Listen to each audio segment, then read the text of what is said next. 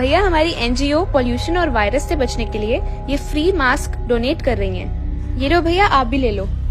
अरे वाह, फ्री में मास्क मिल रहा है। अरे ले लो यार, ले लो।